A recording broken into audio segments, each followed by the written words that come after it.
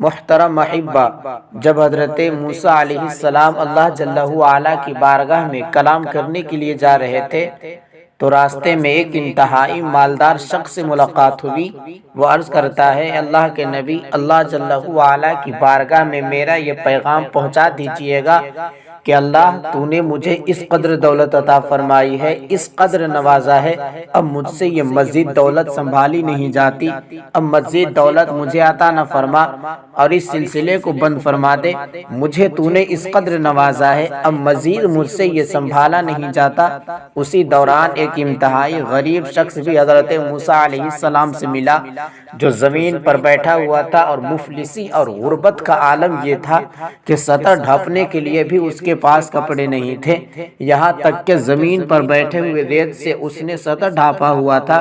وہ بھی موسیٰ علیہ السلام سے عرض کرتا ہے کہ میرا بھی پیغام اللہ جل وعلا کی بارگاہ میں پہنچا دیجئے گا کہ مولا میری حالت بھی دیکھ، تو سب کو نوازتا ہے، مجھے کب نوازے گا، مجھے کب عطا فرمائے گا، میرے پاس تو سطر ڈھانپنے کے لیے بھی کپڑے نہیں ہیں۔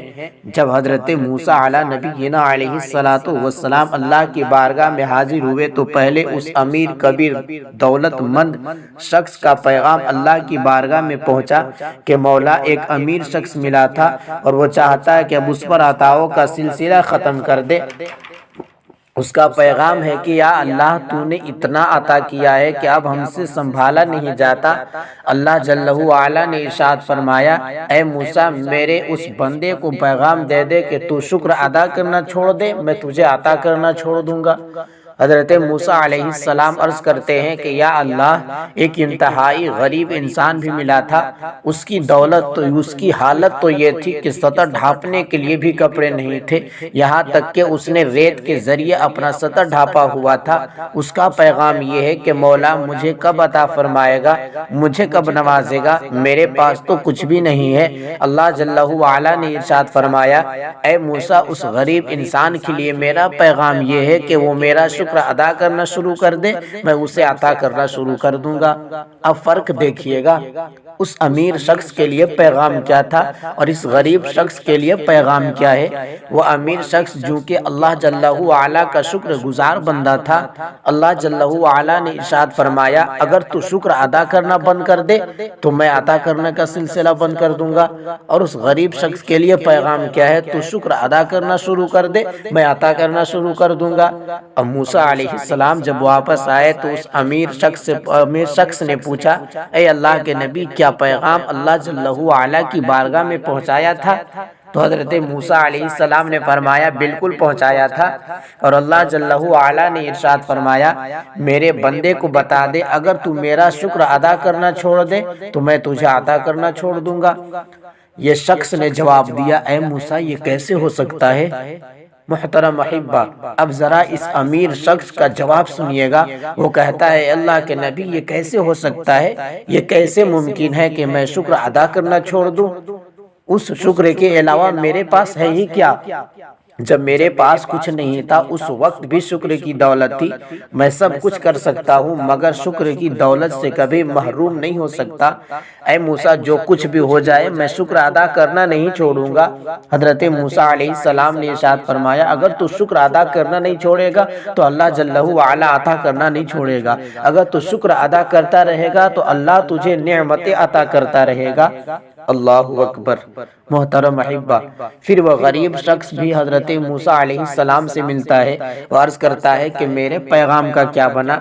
میرا پیغام اللہ جل وعلا کی بارگاہ میں پہنچایا تھا۔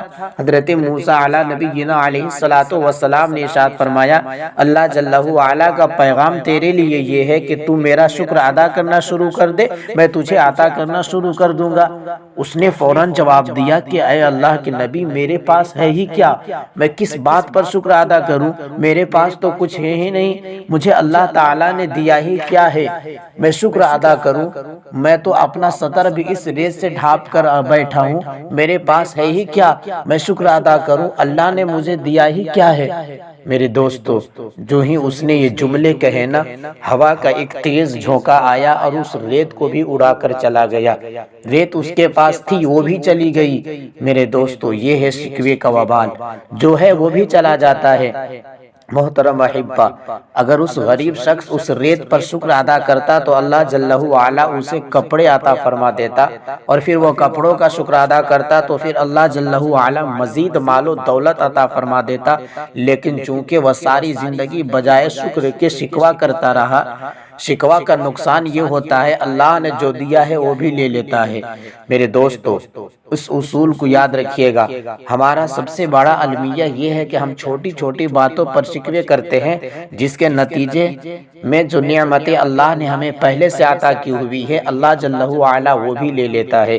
جبکہ ہم اگر فقط ان نعمتوں پر غور کرتے رہیں جو اللہ نے ہمیں پہلے سے عطا کی ہوئی ہے، ان پر اللہ کی شکر ادا کرنے کی عادت بنا لے تو اللہ کا اس کا فائدہ یہ ہوتا ہے کہ وہ نعمتیں بھی محفوظ رہتی ہے، اس سے کبھی محروم نہیں ہوتے جو اللہ نے ہمیں پہلے سے عطا کی ہوئی ہے، اور اللہ جل وعلا ہمیں وہ بھی عطا فرما دیتا ہے جو ہمارے پاس نہیں ہے۔ یہ ہمارے دین کا قانون ہے، یہ اللہ کا اصول ہے کہ شکر نعمتوں میں اضافہ کرتا ہے، نعمتوں کو بڑھاتا ہے، اور شکوہ نعمتوں سے محروم کر دیتا ہے۔ جو پہلے سے حاصل ہے انسان اس سے بھی محروم ہو جاتا ہے۔ اللہ جل وعلا نے قرآن مجید میں ارشاد فرمایا، اگر تم اللہ جل وعلا کا شکر ادا کرو گے تو اللہ جل وعلا مزید نعمتوں سے نوازے گا۔ ہمارے چینل سے جڑنے کے لیے مسعود رضا آفیشیل چینل کو ابھی سبسکرائب کریں اور شیئر کرنا نہ بھولیں۔